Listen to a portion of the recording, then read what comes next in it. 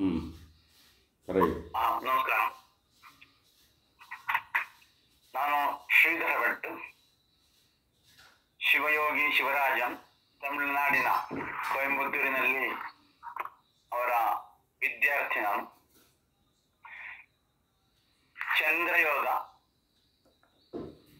ಯಾರು ತಿರುಮಂದಿರದಲ್ಲಿ ಹೇಳಿರುವಂತಹ, ತಿರುಮಲಾರು ಬರೆದಿರುವಂತಹ ಚಂದ್ರಯೋಗ, ಅದರ 16 ಕಲೆಗಳು ಮತ್ತು ಸೂರ್ಯನಲ್ಲಿರುವಂತಹ 12 ಕಲೆಗಳು, ಈ 2 ಕಲೆಗಳನ್ನ, ಆ ಮಂತ್ರ, ಒಂದು ಮುದ್ರೆ, ಒಂದು ಪ್ರಾಣಾಯಾಮ, ಇದೆಲ್ಲವನ್ನು ಮಾಡಿದಾಗ ಆ ಚಂದ್ರ ಕಲೆಗಳು ಹೇಗೆ ನಮ್ಮ ಶರೀರದಲ್ಲಿ ಬದಲಾವಣೆ ಉಂಟು ಮಾಡುತ್ತದೆ ಅಂತ ಅದರ ಅನುಭವವನ್ನು ನಮ್ಮ ಮುಂದೆ ಹಂಚಲಿಕ್ಕಿದ್ದೇನೆ.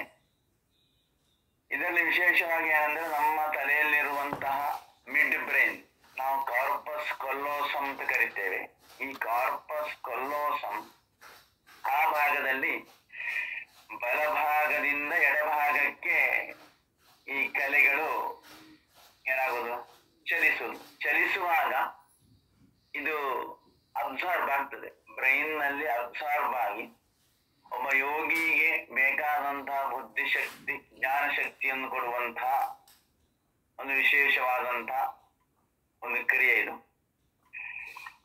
ಇದನ್ನು ಸ್ವಾಭಾವಿಕವಾಗಿ ಚಂದ್ರಕಲೆಗಳು ಕೆಳಭಾಗಕ್ಕೆ ಹೋಗುವುದು, ಇದೇನಂದ್ರೆ ಮೇಲ್ಭಾಗಕ್ಕೆ ಹೋಗಿ ಬುದ್ಧಿ ವಿಕಾಸಗೊಳ್ಳುವಂತಹ ಒಂದು ಯೋಗ ಕ್ರಮ. ಇದರಲ್ಲಿ ಚಂದ್ರನಿಗೆ 16 ಕಲೆಗಳು, ಸೂರ್ಯನಿಗೆ 12 ಕಲೆಗಳು ಇವೆ. ಈ ಕಲೆಗಳು ನಾನು ಆಗಲೇ ಹೇಳಿದ್ದೇನೆ, ಒಂದೊಂದು ಕಲೆಗೂ ಒಂದೊಂದು ಪ್ರಾಣಾಯಾಮ ಪ್ರತ್ಯೇಕವಾದ್ದು, ಅದು ಒಂದೊಂದು ಮಂತ್ರ, ಅದು ಒಂದೊಂದು ಮುದ್ರೆ ಮತ್ತು ಒಂದೊಂದು ರೀತಿಯ ಧ್ಯಾನ ಇರ್ತದೆ. ಈ ಧ್ಯಾನವನ್ನು ಮಾಡುವಾಗ ಇದು ವಿಕಾಸಗೊಳ್ಳುವಂಥದ್ದು. ಅದರಲ್ಲಿ ಪ್ರಾರಂಭದಲ್ಲಿ ಅಮೃತ ಸಂಕ್ಷೋಭಿಣಿ ಕಲೆ ಅಂತ ಕರೀತೇವೆ. ಈ 2 ಕಲೆಗಳು, ಈ ಕಲೆಗಳು ಇದಕ್ಕೆ ಸಂಬಂಧಪಟ್ಟ ಮುದ್ರೆ ಮಂತ್ರವನ್ನು ಹೇಳಿದಾಗ ಏನಾಗ್ತದೆ, ಸ್ವಾಧಿಷ್ಠಾನದಲ್ಲಿರುವ ಚಂದ್ರಕಲೆ ಮೇಲ್ಭಾಗಕ್ಕೆ ಹೋಗಿ ತಲೆಯಲ್ಲಿ ಹೋಗಿ ವಿಕಾಸಗೊಳ್ಳುತ್ತದೆ. ವಿಕಾಸಗೊಳ್ಳಬೇಕಿದ್ರೆ ಒಂದು ವಿಶೇಷವಾಗಿ ಚಂದ್ರ ನಮಸ್ಕಾರವನ್ನು ನಾವು ಮಾಡಬೇಕು. ಚಂದ್ರ ನಮಸ್ಕಾರ ಮಾಡಿದಾಗ ಈಗ ನಮ್ಮ ಇದರಲ್ಲಿ ಬದಲಾವಣೆ ಏನಂದ್ರೆ, ನಮ್ಮ ಬುದ್ಧಿಶಕ್ತಿ ಇದೆ ಅಲ್ಲ, ನಮ್ಮ ಬುದ್ಧಿಶಕ್ತಿ, ನಮ್ಮ ಚಿಂತನೆಯಲ್ಲಿ ಒಂದು ಕ್ಲಾರಿಟಿ ಬರ್ತದೆ. ಈ ಕ್ಲಾರಿಟಿ ಇದರಿಂದ ವಿಕಾಸಗೊಳ್ಳುತ್ತದೆ. ಎರಡನೆಯದು ಪ್ರೀತಿ ಸಂಕ್ಷೋಭಿಣಿ ಅಂತ ಹೇಳಿ ಹೇಳುವಂತಹ ಕಲೆಗಳು. ಇದರಲ್ಲಿ ಏನಂದ್ರೆ, ಒಂದನೇ ಕಲೆಯಲ್ಲಿ ಕ್ಲಾರಿಟಿ ಇದ್ರೆ, ಇದರಲ್ಲಿ ಸೆನ್ಸಿಟಿವ್ ಥಿಂಕಿಂಗ್ ಅಂತ ಕರಿತೇವೆ. ನಾವು ಪ್ರತಿಯೊಂದು ವಿಚಾರವನ್ನು, ಯಾವುದೇ ವಿಚಾರ ಇರಲಿ, ಆ ಸ್ಪಷ್ಟ ವಿಚಾರವನ್ನು ತಿಳಿದುಕೊಳ್ಳುವಂತಹ ಒಂದು ಸಾಮರ್ಥ್ಯ ನಮ್ಮಲ್ಲಿ ಬರ್ತದೆ. ಯಾವುದು? ಪ್ರೀತಿ ಸಂಕ್ಷೋಭಿಣಿ ಕಲೆಯಲ್ಲಿ. ಈ ಕ್ಲಾರಿಟಿ ಥಿಂಕಿಂಗ್ ಆದ ನಂತರ ಏನಾಗ್ತದೆ ಅಂತ ಹೇಳಿದ್ರೆ, ಮುಂದಿನ ಕಲೆ, 3ನೇ ಕಲೆ ಸಸಿನಿ ಮತ್ತು ಸಂಕ್ಷೋಭಿಣಿ, ಈ 2 ಕಲೆಗಳು ಒಂದಾಗಿ ಏನಾಗ್ತದೆ ಅಂತ ಹೇಳಿದ್ರೆ, ನಮ್ಮ ಕುಂಡಲಿನಿ, ನಮ್ಮ ಶರೀರದಲ್ಲಿ ಕುಂಡಲಿನಿ ಚೈತನ್ಯ ಅಭಿವೃದ್ಧಿಗೊಳ್ಳಿಕ್ಕೆ ಪ್ರಾರಂಭ ಆಗ್ತದೆ. ಅದು ನಮ್ಮ ಶರೀರದಲ್ಲಿ ತೇಜಸ್ಸಾಗಿ ಬದಲಾವಣೆ. ಈಗ ಮನುಷ್ಯನ ಶರೀರದಲ್ಲಿ ತೇಜಸ್ಸು ಅಂತ ನಾವು ಕರಿತೇವಲ್ಲ, ಆ ತೇಜಸ್ಸಾಗಿ ಅದು ಬದಲಾವಣೆಗೊಳ್ತದೆ. ಹಾಗಾಗಿ ಇದು 3ನೇ ಕಲೆ. ಇನ್ನು 4ನೇ ಕಲೆಗೆ ಶ್ರೀ ಸಂಕ್ಷೋಭಿಣಿ ಅಂತ. ಸ್ವಾಭಾವಿಕವಾಗಿ ನಮಗೆ ವಿಶ್ರಾಂತಿ ಲಭ್ಯ ಆಗುವುದೆಲ್ಲಿ? ವಿಶ್ರಾಂತಿ ಲಭ್ಯ ಆಗುವುದು ಬ್ರೈನ್ ನಲ್ಲಿ. ನಮ್ಮ ಮನಸ್ಸಿಗೆ ಏನೋ ಒಂದು ವಿಶ್ರಾಂತಿ ಸಿಕ್ಕಿದಂತ ಅನುಭವ ಆಗ್ತದೆ. ಅಂದ್ರೆ ಇಡೀ ನಮ್ಮ ಶರೀರದಲ್ಲಿ ಪ್ರಾಣಶಕ್ತಿಯ ಸಂಚಯ ನಮಗೆ ಅನುಭವ ಆಗ್ತದೆ.